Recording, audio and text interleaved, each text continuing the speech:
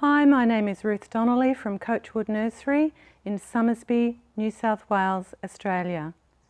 I'm really excited to share some of the fabulous information that I've learnt over the many decades in our industry as a nursery person, and this first plant here that I'd like to show you is a beautiful Senecio, macroglossus, and it's the pink foliage is perfect for hanging baskets.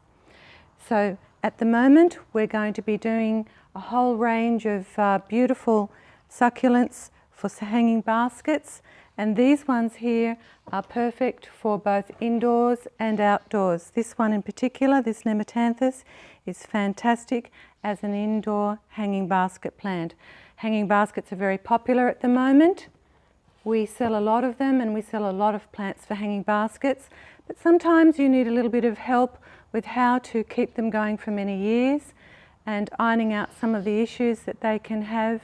Sometimes they dry out. Well, how is the best way to keep your hanging baskets in perfect condition? And very popular in hanging baskets is also the Rhipsalis family.